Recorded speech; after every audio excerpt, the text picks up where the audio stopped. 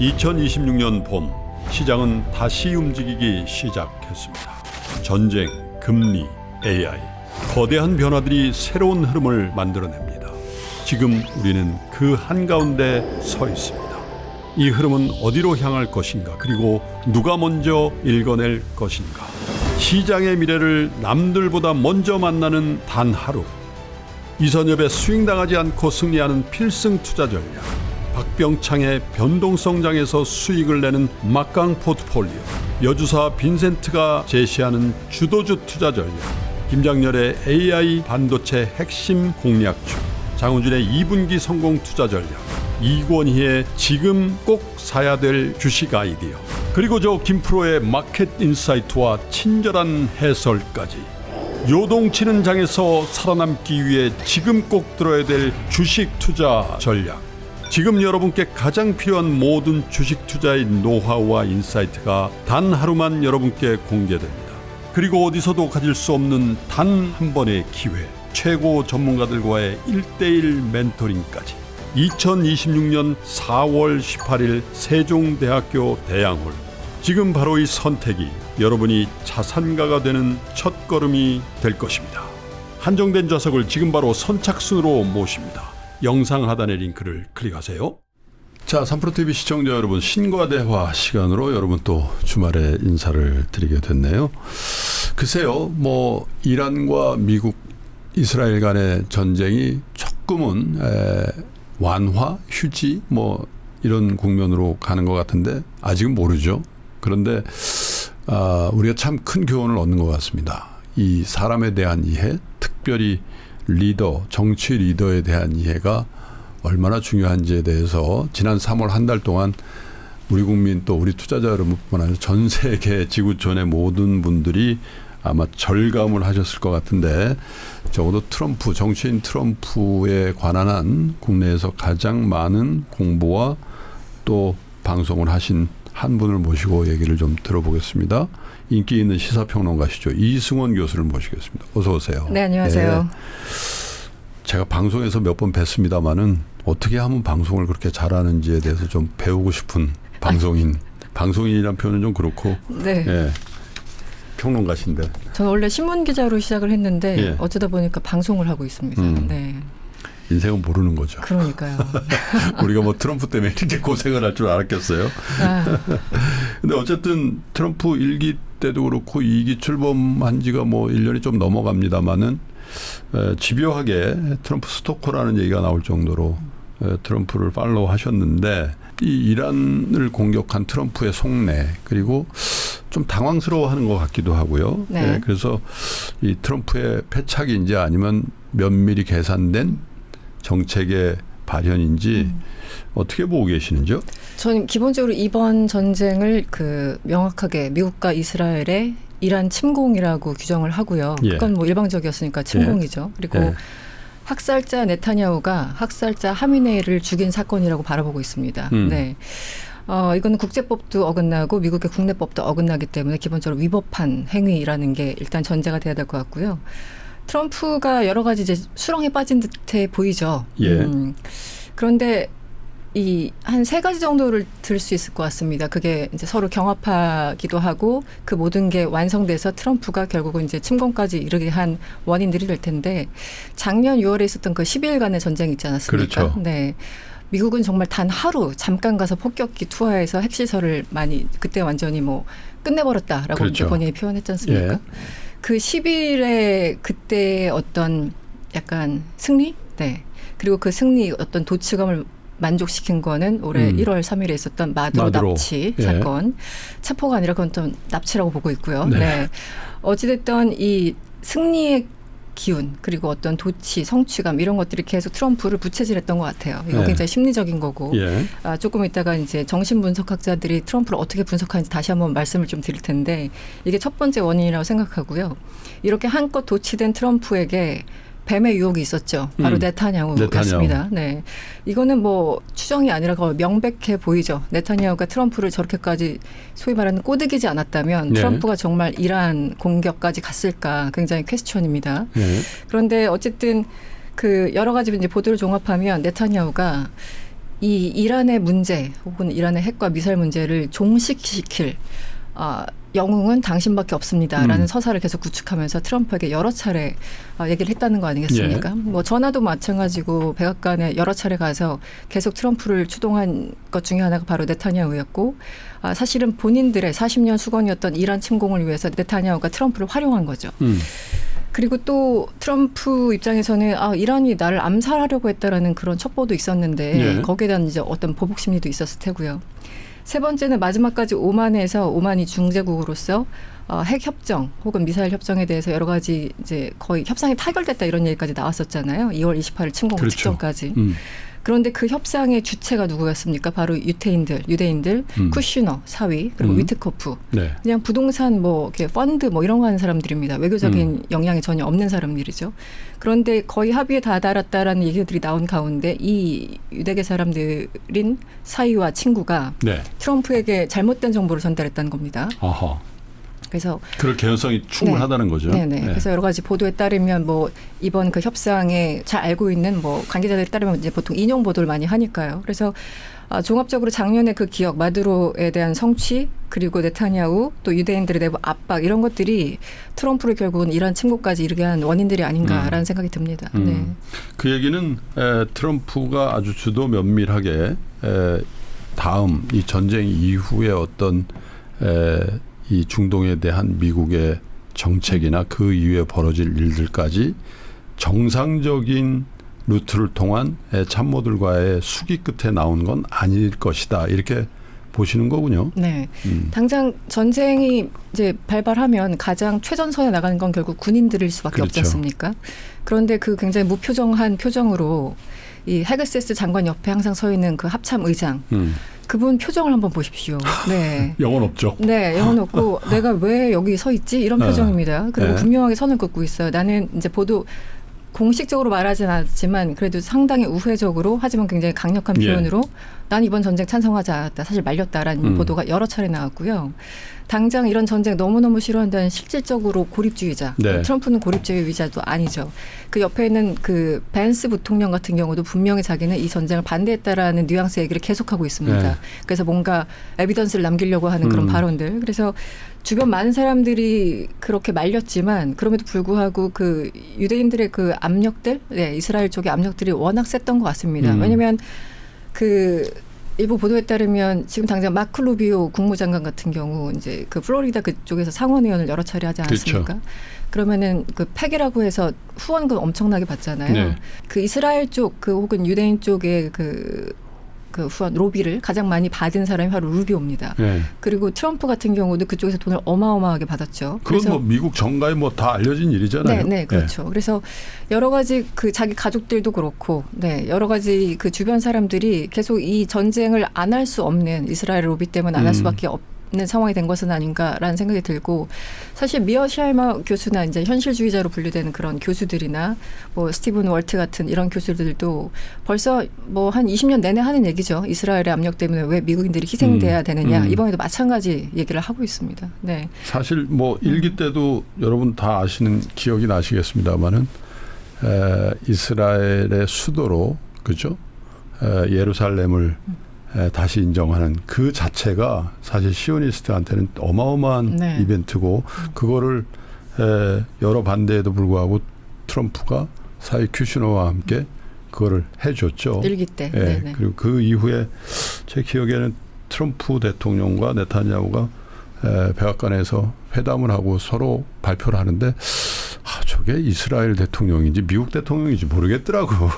그 네타냐후의 표정이나 이런 맞습니다. 게 너무 정말 자연스럽고 또 뭐랄까 이렇게 척이지는 관계가 아니라 오히려 더 우위했을 정도의 그런 자신감을 보였던 그 네타냐후의 표정이 생각이 나는데 지금 생각은 뭘까요? 아차 내가 잘못했다. 마두로 정도는 아닐 거라고 생각했지만 야 지금 한 달이 지난 시점에 이건 장난 아닌데 이건 내가 뭔가 잘못해 수렁에 빠지고 있는데 이런 당황한 기색이 조금 있는 것 같기도 하고요. 굉장히 역력해 보이죠.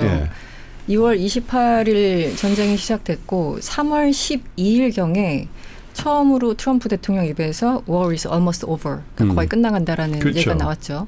그러니까 한 12일 정도 지난 시점이었는데 그러니까 마두로처럼 그냥 아주 깔끔하게 제거하고 위에 수뇌부를 남기면 자기가 원하는 그러니까 미국의 굉장히 우호적인 다른 세력이 그것을 대체해서 마치 베네수엘라처럼 물 흐르듯 자연스럽게 갈 수 있고 본인은 헤드라인에 내가 여기 또 승리했다 이렇게 한 줄 남기려고 준비하고 있었는데 이란 사람들을 잘못 본 거죠. 네. 누군가 그러더군요.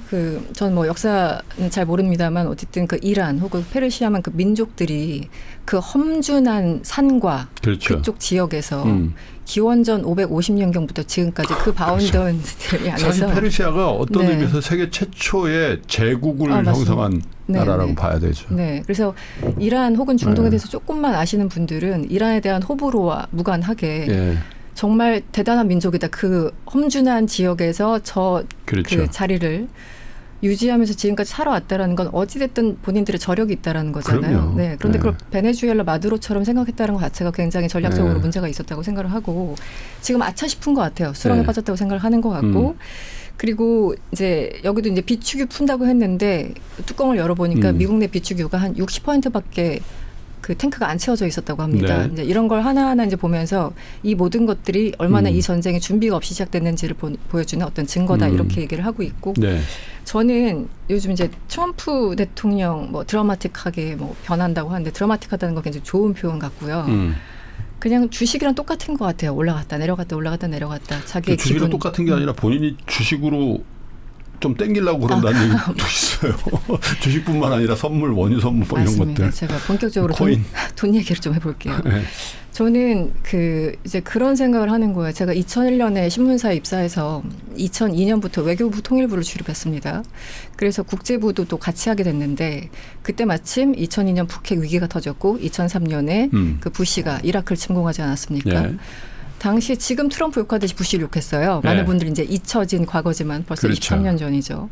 아프간만 해도 뭔가 명분이 있었지 않습니까? 911 이후에. 예. 2003년에는 여러 가지 누가 봐도 명분이 없었기 때문에 당시 부시 푸드리라 불리는 그 영국의 총리 블레어 총리와 손잡고 네. 둘이 갔다가 지금까지 내내 욕먹고 있지 않습니까? 네. 물론 이제 그 자리를 트럼프가 차지하고 있는데 지금 돌아보면 당시 그 파월 국무장관이나 뭐 라이스 콘돌레자 라이스나 뭐 이런 사람들이 예. 유엔이나 모든 공적인 자리에서 왜 우리가 이라크를 침공해야 되는지 그리고 후시엔을 왜 제거해야 되는지 명분을 세우기 위해서 네. 최소한 6개월 이상의 시간을 들였어요. 그렇죠. 네.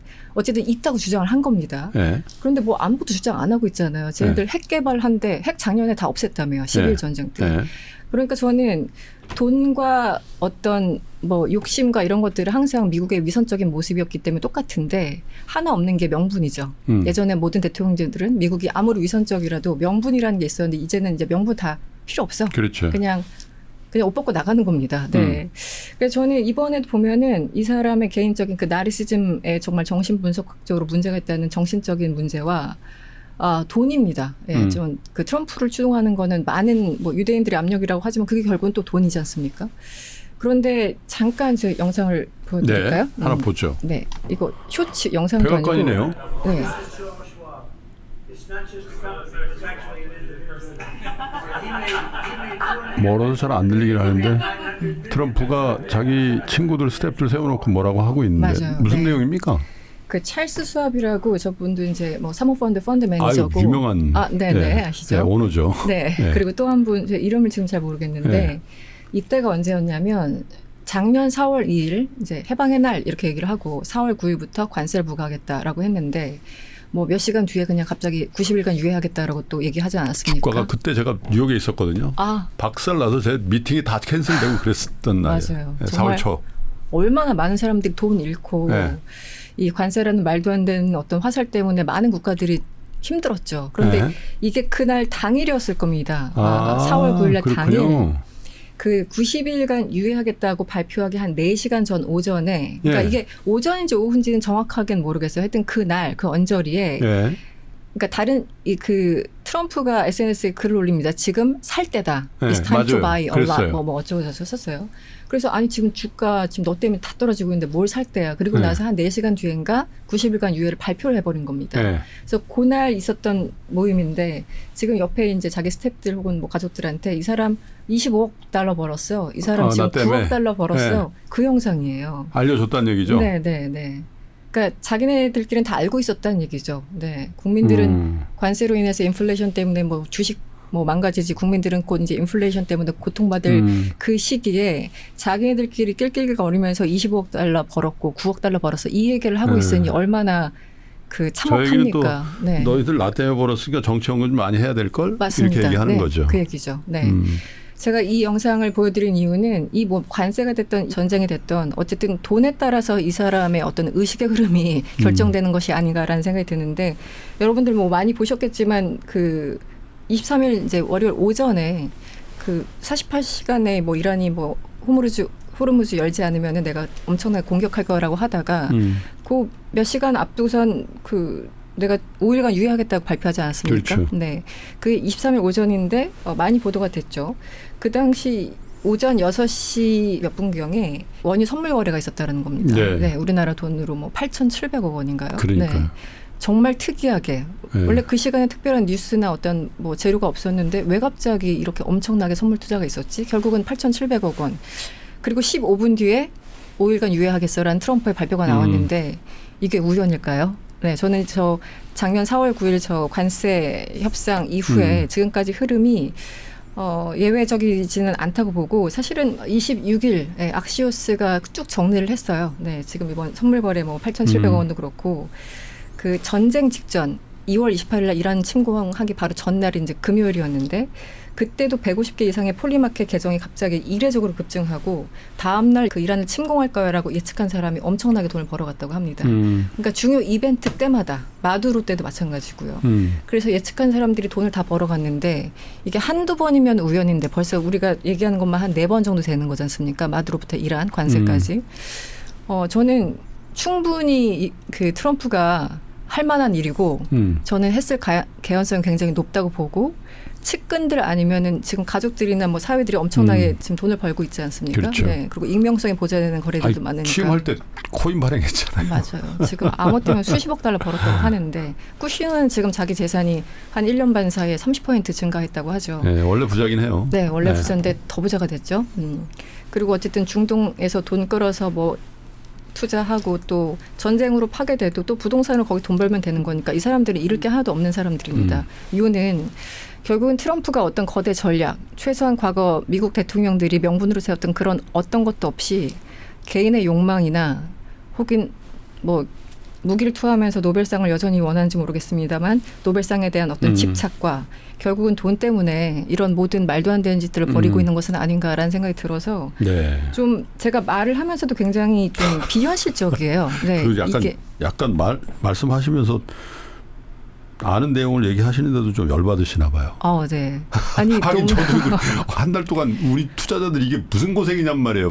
밤에 잠도 못 자고 우리 프로그램 맨날 개편해가지고 중동 전문가 모셔서 맨날 들어야 되고 이게. 그러니까요. 제가 작년 4월에 그냥 우리는 그냥 구직하게 내버려 두세요 좀.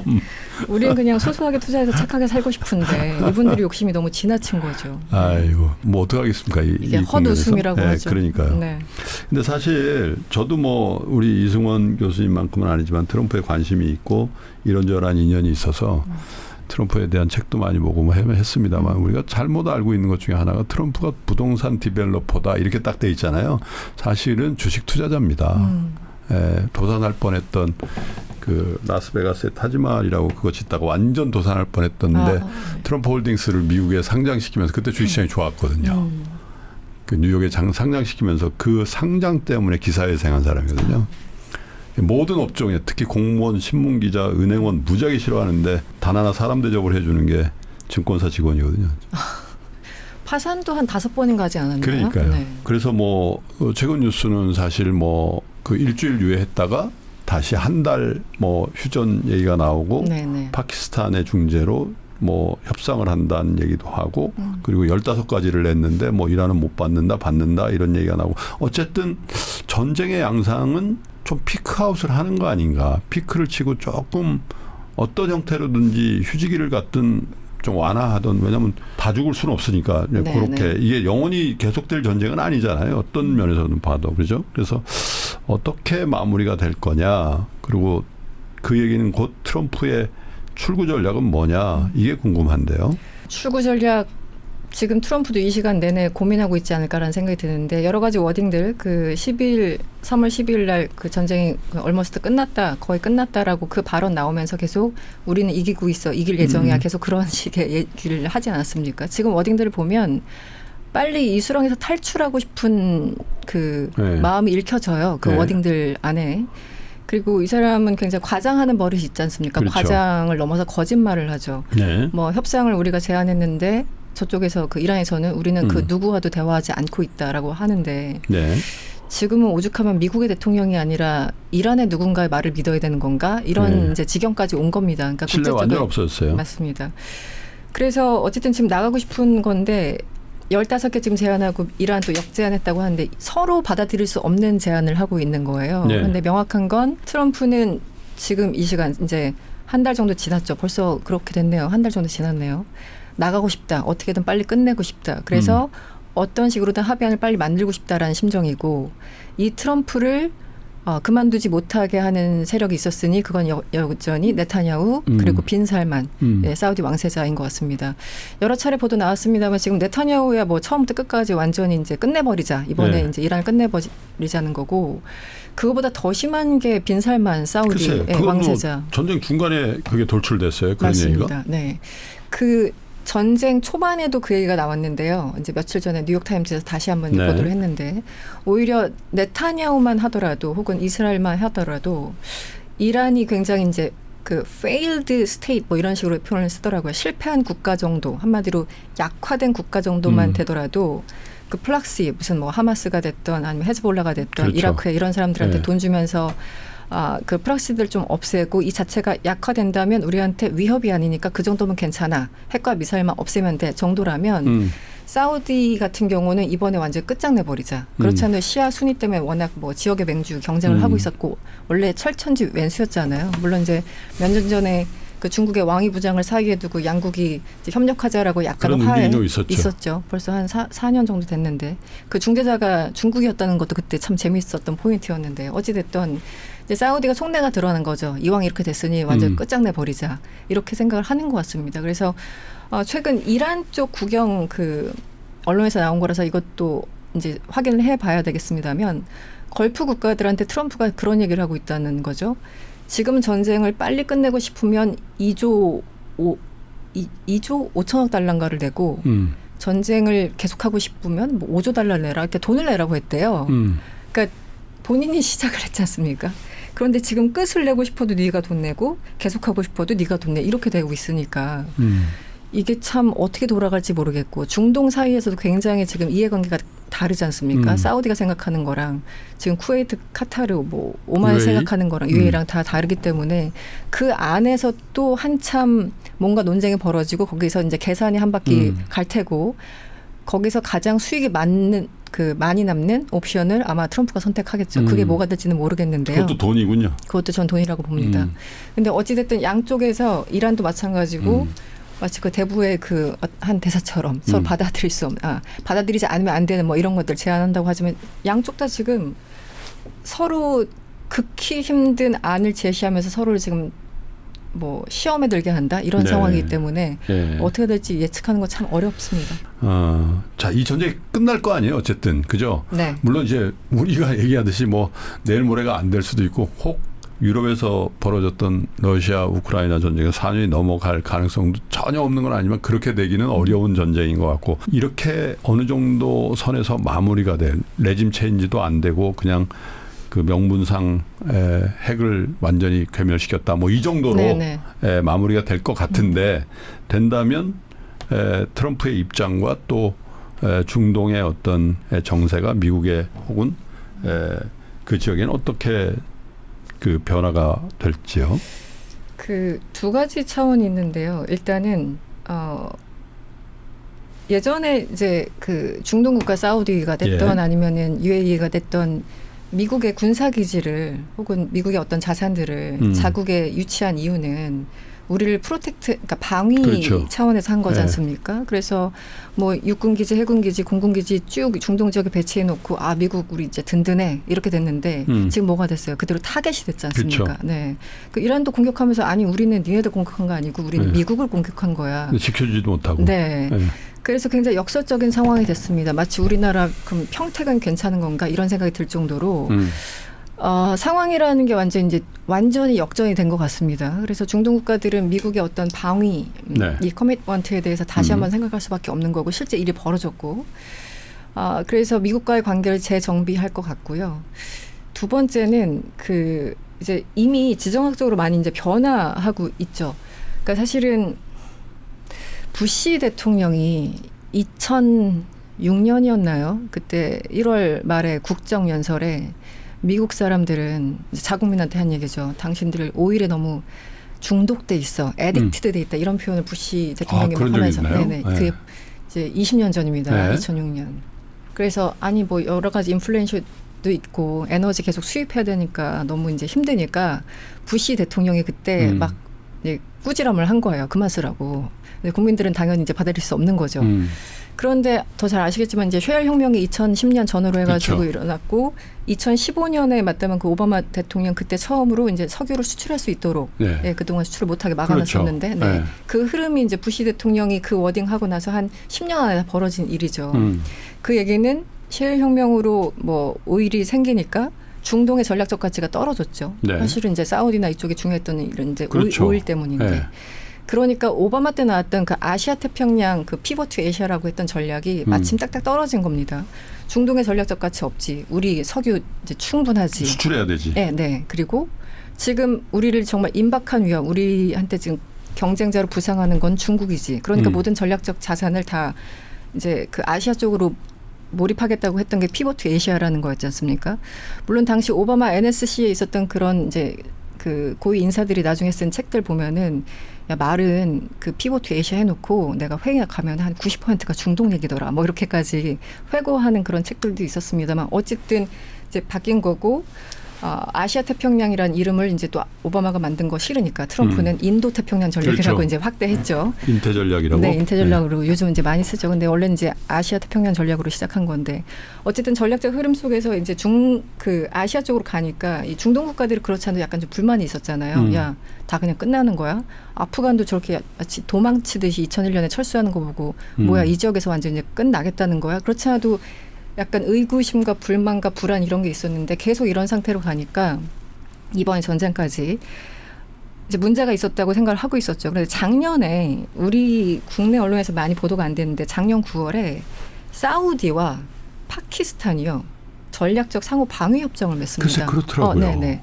그게 사실은 핵을 갖고 있는 파키스탄, 네. 파키스탄 NPT 밖에 있는 국가죠. 그러니까요. 인도처럼. 근데 사우디는 비핵 국가지만 또 이제 이 둘이 전략적 상호 방위 협정을 맺었는데 그게 집단 방위입니다. 예. 그러니까 나토, 그러니까 아티클 5처럼 예. 네, 어느 한지 공격받으면 우리가 해주겠다. 이게 굉장히 이슈가 됐었어요. 이제 네. 사우디가 결국은 미국을 못 믿으니까, 믿으니까. 오죽하면 파키스탄까지. 핵이 있는. 네, 맞습니다. 그래서 이게 굉장히 이슈였는데 이미 중동 지역에서는 우리가 이제 뭐 알게 모르게 그런 흐름들이 있었던 것 같습니다. 어차피 이제 미국의 어떤 단극 체제, 일극 체제, 그들이 우리를 보호해 줄 거야라는 그런 믿음이나 신뢰성은 점점 사라지고 그들의 전략도 중국 쪽으로 가고 있으니까 우리도 먹고 살아야 되겠다 하면서 이제 안보와 경제를 맞교환하는 식으로 파키스탄과 전략적인 방위 조약을 맺은 거죠. 저는 이런 흐름들이 중동도 마찬가지고 유럽은 뭐 대놓고 트럼프가 모욕하고 있는 대표적인 국가 아니겠습니까?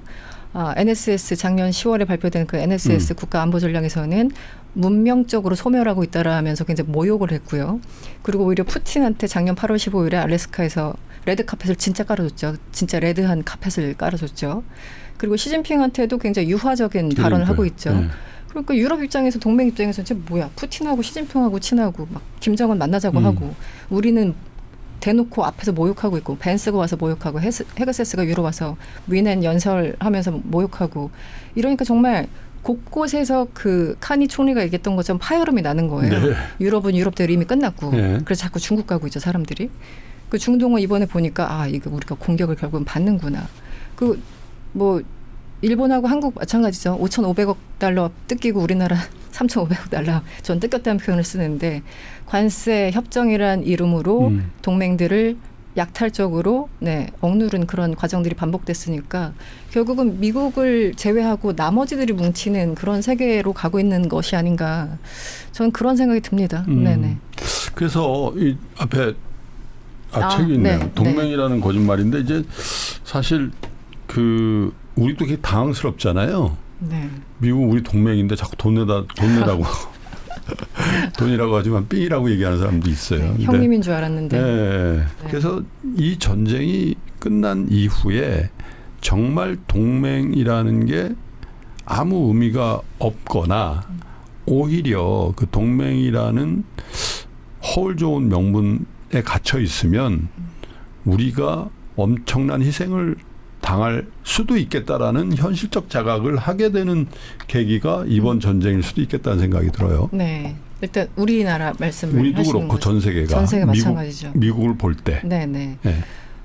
그러니까 과거에 우리가 이제 이 역사가 중요한 게 과거에 이런 상황이 되면 미국은 최소한 민주당이 집권한 미국 혹은 공화당이 집권한 이 백악관은 어떤 식으로 개입했다더라 이런 그러니까 레퍼런스들이 있는 거잖아요. 그렇죠. 그래서 부시 때 이랬으니까 뭐 오바마 때 이랬으니까 뭐 약간 비교하고 약간 추측도 하고 약간 대비도 하고 이런 것들이 가능한데 트럼프는 그 새벽에 막 20개 30개 포스트 올리면서 잠도 안 자잖아요. 네. 이 사람을 예측하기가 너무 어려우니까 네. 과거의 어떤 관계나 교과서적인 외교 관계, 뭐 안보 전략 특히 어떤 거 하나도 과거처럼 사고하고 행동에서는 하나도 남는 게 없겠다라는 네. 위의식이 있는 거죠. 당장 이제 동맹부터 가장 먼저 뼈저리게 느끼는 거고. 네. 지난해 2월 28일이었습니까? 그 젤렌스키를 백악관에서 이제 공개 모욕할 때 너는 네. 카드가 없다고 모욕을 할 때 저는 저 자리에 만약에 한국 대통령이 있었으면 어떤 심정이 저는 그 그러니까요. 생각을 했었어요. 네. 네. 우리 뭐 핵우산 씌워준다며. 그런데 지금 트럼프가 씌워줄 것 같으신가요? 저는 잘 모르겠어요. 제가 뭐 책에서 잠깐 언급했습니다만 젤렌스키 보면서 한국 상황에 대해서 다시 한번 좀 점검을 해야 되겠다라는 위기의식이 들고 특히 정말 결정적으로 이번에 이란 전쟁 과정과 그런 결과를 보면서 예. 조심해야 되겠다. 정말 그 이재명 대통령이 계속 자주국방 얘기하는데 이건 이제 레토릭이 아니라 정말 해야 되지 않을까라는 생각이 요즘 많이 듭니다. 네. 근데 뭐 자주국방을 해서 우리가 세계 제5위의 재래식 무기 기준으로 군사 강국이고 지금 이번에도 천궁도 증명이 됐고 뭐 우리 방산의 기업들이 정말 엄청난 주가 상승과 함께 세계적인 기업 반열에 올라간다고 하는데도 불구하고 비대칭적이잖아요. 핵 때문에. 그죠? 네네. 그런 부분이 참 우리에게 놓여진 엄중한 현실인 것 같기도 하고. 이번에 보면은 그 이란 전쟁 때문에 이제 급해지니까 우리는 뭐 사드랑 뭐 패트리어트 글쎄요. 다 많이 갖고 왔다면서요. 많이 갖고 갔죠.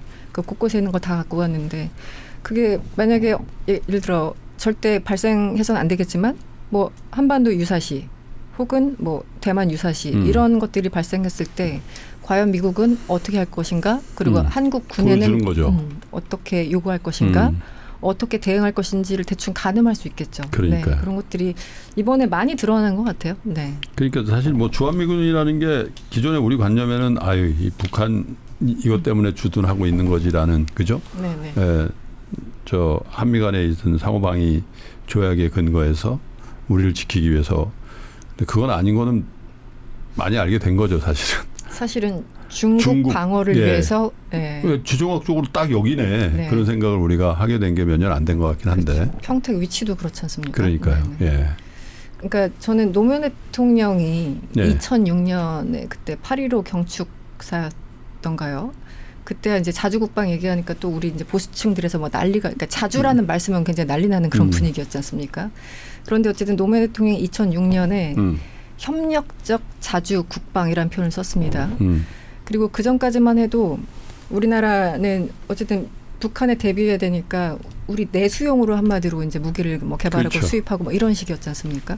그런데 노무현 대통령이 그때 그 방사청을 그때 만들었다고 네. 더라고요. 2006년인가 2007년에 만들고 우리는 무기를 만들어서 우리도 스스로 보호하지만 수출돼야 돼라는 그 전략을 세워서 방사청도 만들고 지금까지 커왔고 결국은 천군까지 이제 뭐 국제 무대에 어쨌든 뭐 대비라는 표현 좀 그렇습니다만 그렇게까지 왔는데 그때만 해도 약간 좀 정치적인 레토릭 약간 이런 거였고 그때는 상대가 또 부시 행정부였기 때문에 그렇죠. 네, 거기서 뭐 악의 축하면서 뭐 북한 공격하면 어떻게 뭐 여러 가지 이제 배경 속에서 그런 자주국방 얘기가 나왔는데 그때는 무슨 자주국방이야라는 자조가 있었어요. 약간 우리 스스로 조롱하는 것도 있었고 근데 지금은 레토릭 뭐 정치적인 수사 뭐 이게 현실이죠. 아니고 완전 이제 완전히 현실이죠. 현실이 됐고 그래서 최근에 그 이재명 대통령이 얘기하는 거는 이제 협력적 자주국방이 아니고 적극적 자주국방인가요? 앞에 형용사가 좀 달라졌습니다. 그래서 정말 작년부터 올해까지 기회 있을 때마다 그 얘기하고 최근에 또 그런 얘기를 하고요. 예, 북한의 GDP 전체가 우리나라 그 국방 예산보다 뭐 적다 이런 얘기를 하면서 하는데 이란과 그 우크라이나 전쟁이 이제 한반도에 주는 교훈이 예, 상당하다고 봅니다. 안보적으로. 그러니까요. 네. 김정은과 트럼프는 앞으로 어떻게 될까? 이것도 국제적인 관심사인 것 같아요. 정말 그렇습니다. 네. 제가 너무 이제 과몰입인지 모르겠는데요. 네. 오바마 때 쿠바와 관계 정상화를 50년 만인가 했습니다. 그래서 예. 2015년에 예. 그리고 또 우연찮게도 같은 2015년에 그 이란 핵협정 그 JCPOA 그때 한 예. 겁니다. 그래서 쿠바와 관계 정상화 해주지 이란과 핵협정 되지. 그런데 북한만 소위 말하는 전략적 인내란 이유로 이제 아예 그냥 방치하고 있었지 않습니까? 물론 그걸 오바마만 탓할 건 아닌 것 같아요. 왜냐하면 그 당시에 한국의 정부 그러니까 이명박 박근혜가 계속 막았으니까요. 북한과 대화하지 말라고 막았었던 사실이 있죠. 그래서 근데 지금 보면 묘하게 트럼프는 반대로 하고 있어요. 예. 쿠바와 관계 정상화 바로 이제 뒤집었죠. 트럼프 1기 때. 이란 취임하자마자 이란 핵협정 안 된다 그래서 2018년에 또 워크아웃 했죠. 그런데 또 북한하고만 잘하고 있어요. 그러니까 뭐든지 오바마가 했던 거와 반대로 간다라는 느낌이 있습니다. 저 오바마 개인적으로. 엄청 싫어하잖아요. 트럼프가 정말. 지금도 욕하잖아요. 네. 그건 정말 정말 사리가 느껴져요. 그 사람 얼굴 보면. 오바마 기소한다고 막. 네. 네. 네. 근데 어쨌든 그런 그 엉뚱한 패턴들 보면은 그러니까 그런 맥락에서 북한과 저렇게 대화를 하려는 건가? 아니면 네. 또 이제 성과를 만들기 위해서인가? 그런데 사실은 이 냉전 구조가 다 끝났지만 오로지 한반도만 냉전의 그 잔재가 남아있는 유일한 국가가 이제 남북한이지 않습니까? 유일한 곳이. 이 문제를 해결하면 정말 누군가 노벨상 한 10개 줘도 전 상관없다고 봅니다. 남북한만 뚫린다면. 근데 그런 것에 대한 어떤 욕심도 있었을 테고 오바마에 대한 어떤 반대급부도 있었을 테고 이번에 이제 그 에이펙 때 작년 10월에 집요할 정도로 정원아 나와라 계속 그랬잖아요. 안 나왔죠. 안 나왔지 네. 않습니까? 그렇게는 못해. 네, 맞아요. 왜냐면 하노이 66시간 그 기차 타고 가가지고 그 부분 인정해요. 너무 약간 동정이 가요. 네. 모욕이었죠. 네. 네, 어쨌든 그때만 해도 전 뭐 지금 여러 사람들이 이제 후평가를 하지만 저는 그렇게 중국에서 비행기 빌려 타서 싱가포르 가고 66시간 기차 타고 베트남에 갔을 때는 그때는 어쨌든 경제적인 부흥을 위해서 핵을 포기할 준비가 돼 있었다고 저는 생각을 합니다. 물론 이제 뒤에 여러 가지 가치 판단이 있겠지만 그런데 그때 정말 대놓고 모욕을 당했지 않습니까? 점심도 안 먹고 헤어졌어요. 그런 상황에서 김정은이 지금 트럼프를 내 뒤통수를 2번 때렸는데 어떤 사람이 다시 만나고 싶겠습니까? 근데 딜레마가 있을 거예요. 그러니까 김정은의 워딩을 보면 작년 이제 9월부터 주요 행사 그리고 엊그저께 최고인민회의까지 있었는데요. 적이 우리를 공격하려 하면 맞대응할 테고 또 평화를 얘기한다면 우리는 예. 거기에 이제 대응할 자세가 됐다. 이러한 워딩을 했고 특히 작년 같은 경우는 남한 것들 뭐 이런 것들이라 표현 쓰지 아주 찰지게 욕을 하더군요.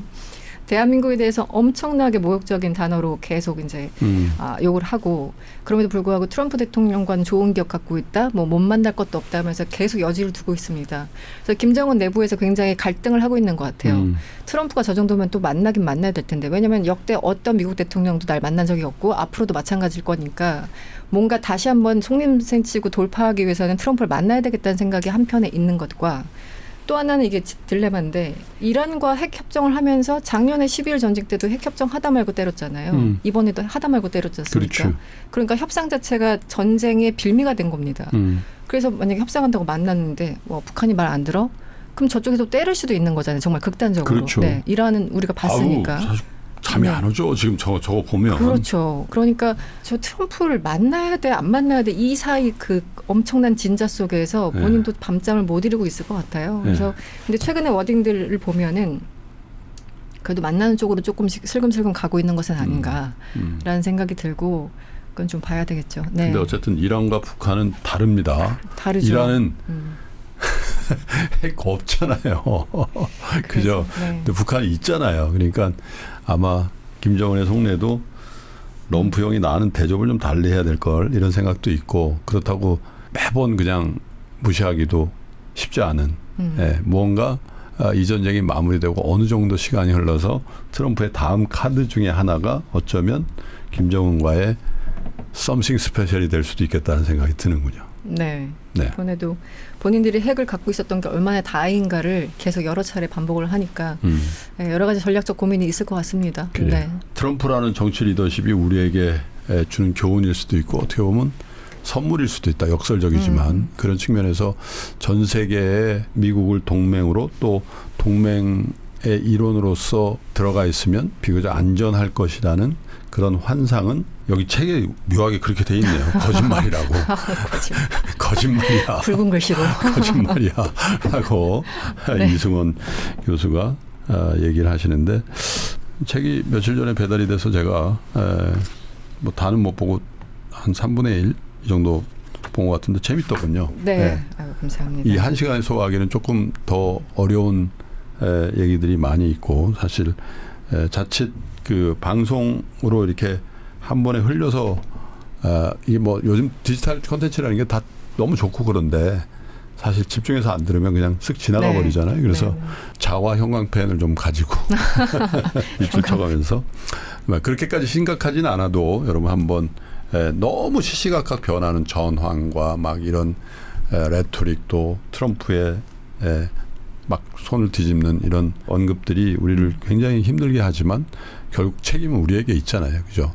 나라도 우리에게 책임이 있듯이 여러분 스스로도 여러분들이 뭘 아셔야 저 사람이 무슨 뜻으로 저렇게 얘기하는 건지 그리고 주식 얘기를 하긴 좀 그렇습니다만은 그것도 연결해서 좋은 판단을 거듭할 수 있지 않을까 해서 이승원 교수를 특별히 좀 모셔봤습니다. 자주 오세요.